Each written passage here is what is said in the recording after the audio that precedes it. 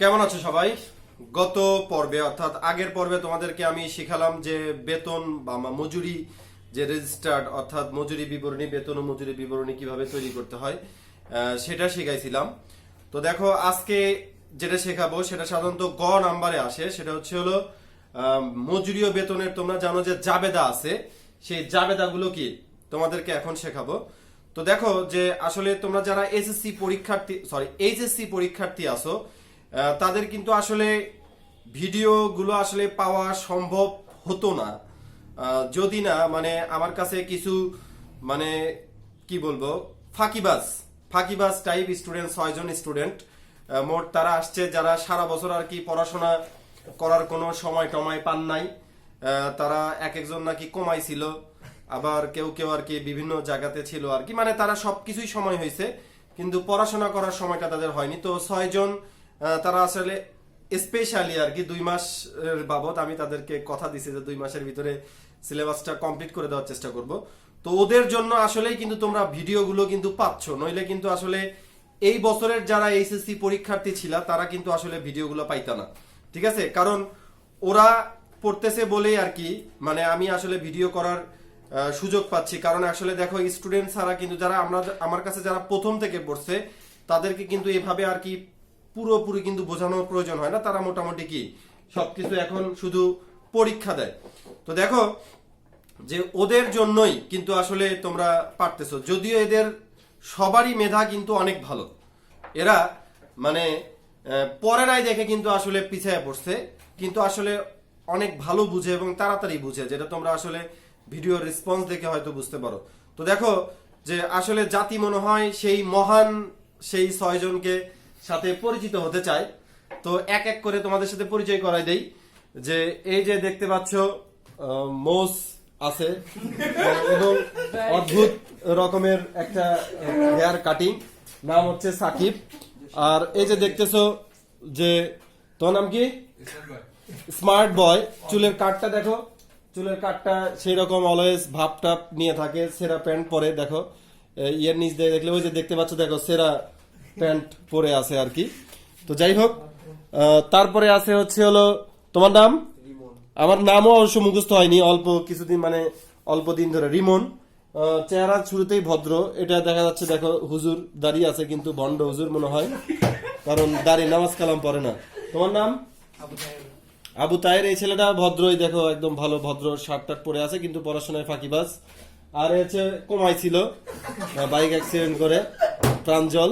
তো যাই হোক, তোমরা মনে হয় তাদেরকে চিনলা, যে যাদের জন্য আসলে তোমরা ভিডিও গুলো পাচ্ছ।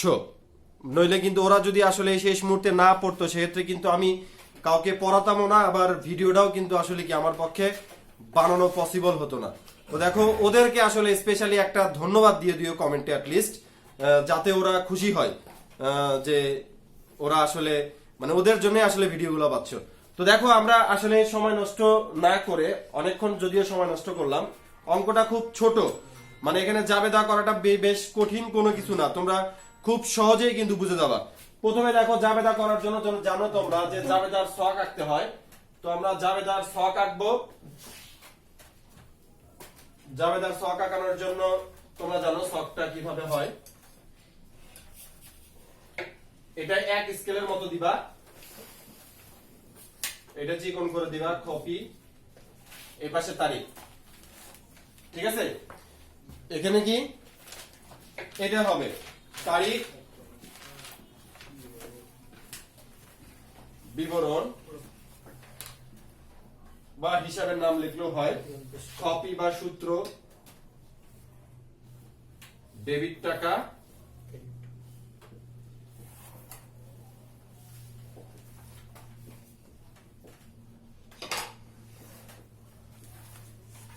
ক্রেডিট টাকা। তো দেখো জাবেদা করার জন্য এই জায়গাতে লিখতে হয় প্রতিষ্ঠানের নাম। যদি প্রতিষ্ঠানের নামটা দেয়া থাকে তাহলে কি প্রতিষ্ঠানের নামটা লিখবা।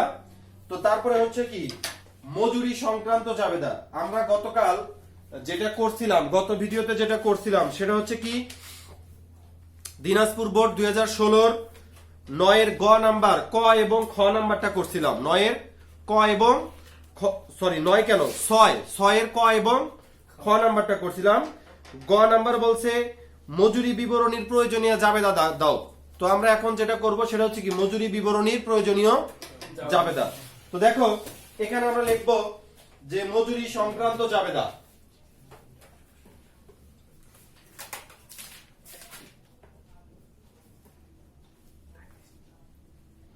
মজুরি সংক্রান্ত জাবেদা, ঠিক আছে, মজুরি সংক্রান্ত জাবেদা। ওকে, মজুরি সংক্রান্ত জাবেদা আমরা লিখব। আচ্ছা, তো দেখো এই জাবেদাটা আসলে কঠিন কোনো কিছু না। এই জাবেদা কিন্তু আসলে কঠিন কোনো কিছু না। এইদিকে দেখো, কঠিন কোনো কিছু না। এই কয়েকটা মাত্র জাবেদা জাস্ট মনে রাখতে হবে। জাবেদাটা কি মনে রাখতে হবে। দেখো এই বেতন, এটা কি আমরা অঙ্কটা করতেছি কি মজুরি সংক্রান্ত, অঙ্কটা করতেছি কি মজুরি সংক্রান্ত। মজুরি বিবরণী যেভাবে তৈরি করা হয় বেতন বিবরণীও কি ওইভাবেই কি তৈরি করা হয়। যেহেতু আমরা করতেছি কি এখানে তারিখ টারিখ ওইভাবে কোনো কিছু নাই, তাহলে কি তারিখ দেওয়ার প্রয়োজন নাই। তবে যদি তারিখ দেয়া থাকে তাহলে তোমাদের কি তারিখটা দিতে হবে। তো দেখো প্রথম যে জাবেদাটা হবে, প্রথম যে জাবেদাটা হবে সেটা হচ্ছে হলো মজুরি হিসাব ডেবিট।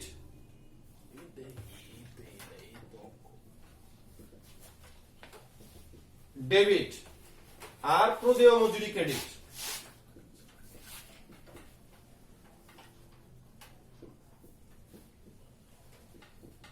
মজুরি হিসাব ডেবিট আর প্রদেয় মজুরি ক্রেডিট, ঠিক আছে। তো আর এখানে লিখতে হবে, তোমরা জানো জাবেদার কি লিখতে হয়, ব্যাখ্যা লিখতে হয়। ব্যাখ্যার ঘরে লিখবা অনুমোদিত মজুরি হিসাবভুক্ত হলো, ঠিক আছে। কি লিখবা অনুমোদিত মজুরি হিসাবভুক্ত হলো। এখন এইটা যদি মজুরি বিবরণী না হয়ে যদি বেতন বিবরণী হতো তাহলে শুধু জাস্ট এখানে কি লিখতাম বেতন হিসাব ডেবিট প্রদেয় বেতন ক্রেডিট। জাবেদা কিন্তু কি সেম, এখানে যা দেখতেছো এখানেও কি হবে তাই হবে, শুধু মজুরির জায়গায় কি লিখতে হবে বেতন লিখতে হবে। এখন টাকা, টাকা আমরা কোনটা লিখব, এখানে শুধু জাস্ট জাবেদা কিন্তু তিনটা। কটা জাবেদা? তিনটা জাবেদা। তিনটা জাবেদায় দেখো সবকিছু ওকে যাবে। টাকা কোনটা লিখবো? টাকা লিখবো হচ্ছে দেখো আমরা তখন মজুরি সংক্রান্ত তিনটা জিনিস পাইছি, মোট উপার্জন, মোট কর্তন, নিট মজুরি। কি কি পাইছি? মোট উপার্জন, মোট কর্তন, নিট মজুরি। তাহলে দেখো এখানে যে টাকাটা হবে সেটা হচ্ছে মোট উপার্জনের টাকা। আমাদের মোট উপার্জন কত টাকা ছিল অঙ্কটা দেখো, কত টাকা ছিল?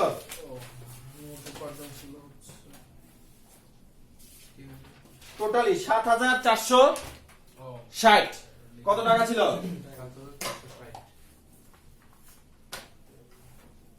আমি দেখো আরেকবার একটু বুঝাই দেই জাবেদাটা। এখানে কিন্তু এখানেই কিন্তু মনে একটা ভুলটা হয়। এখানে যদি বেতন হতো তাহলে কি বেতন হিসাব ডেবিট প্রদেয় বেতন ক্রেডিট। এখানে এইখানে যে টাকাটা লিখতে হবে সেটা কোন টাকা? মোট উপার্জনের টাকা। কোন টাকা? মোট উপার্জনের টাকা, ঠিক আছে।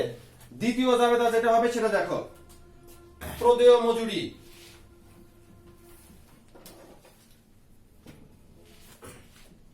ডেবিট, প্রদেয় মজুরি ডেবিট। টাকা কোনটা? ৭,৪৬০। এটাও কি এই যে প্রদেয় মজুরি তখন ক্রেডিট ছিল, এখন কি করব ডেবিট করব। ডেবিট করার পর আমাদের যতগুলো কর্তন ছিল, যতগুলো কর্তন ছিল, আমাদের কয়টা কর্তন ছিল? ১ ২ ৩ ৪, কয়টা? ৫টা কর্তন ছিল না? দেখো অঙ্কটা দেখো, কর্তন করা ছিল ৪টা না ৫টা?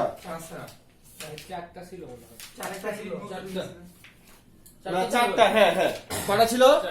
৪টা। যতগুলো কর্তন ছিল সবগুলোই কি করতে হবে না।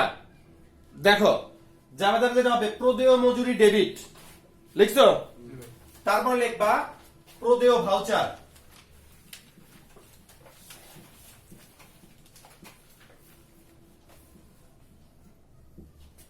ক্রেডিট,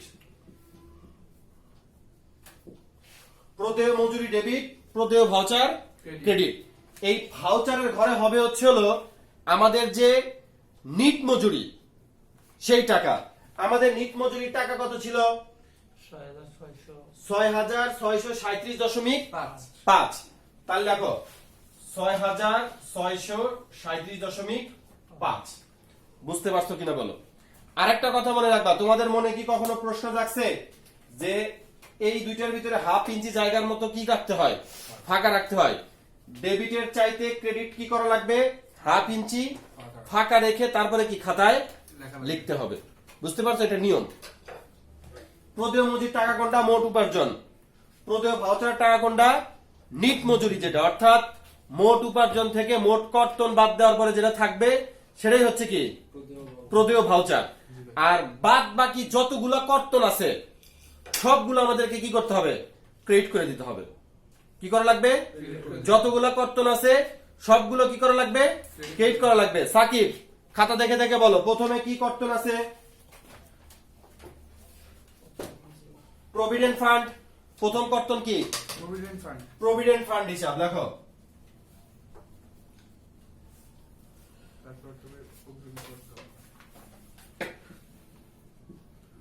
প্রভিডেন্ট ফান্ড হিসাব ক্রেডিট। প্রভিডেন্ট ফান্ডের মোট টাকা কত ছিল? 100 কত টাকা ছিল? প্রভিডেন্ট ফান্ড হিসাব কত টাকা? 100 কেন হবে? 200 প্রভিডেন্ট ফান্ড প্রথম যেটা ছিল সেটা ছিল 355। প্রভিডেন্ট ফান্ড এখানে কয়টা ছিল? দুইটা ছিল। একটা হচ্ছে হলো প্রভিডেন্ট ফান্ডে কর্মীর দান, একটা ছিল কি প্রভিডেন্ট ফান্ড হতে কর্মীর দান প্রথমটা। হ্যাঁ ভাই 355 কত? 355। তাহলে লিখবা 355। ঠিক আছে। প্রভিডেন্ট ফান্ডে কর্মীর দান কত? 355। তারপরে যেটা সেটা হচ্ছে অগ্রিম কর্তন হিসাব। অগ্রিম কর্তন 200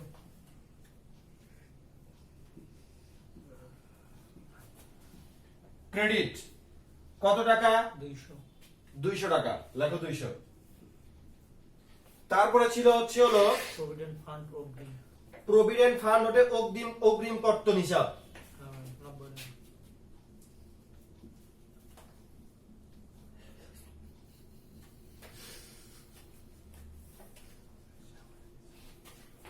অগ্রিম কর্তন।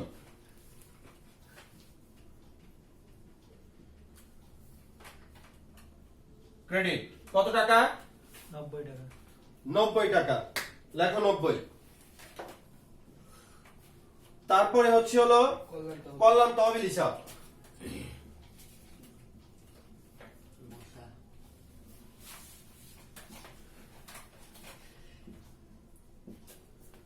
কত? 177.5। 177.5। আচ্ছা, বুঝতে পারছো কিনা বলো। এখানে যেটা ন্যারেশন লিখতে হবে সেটা হচ্ছে হলো নিট মজুরি ও কর্তন সমূহ হিসাবভুক্ত করা হলো। কি লিখবা? নিট মজুরি ও কর্তন সমূহ হিসাবভুক্ত করা হলো। এতটুকু বুঝতে পারছো? হ্যাঁ। তারপরে যেটা লিখবা, এখানে প্রদেয় ভাউচার কি ছিল? ক্রেডিট। এখানে লিখবা প্রদেয় ভাউচার ডেবিট, 3 নাম্বারটা।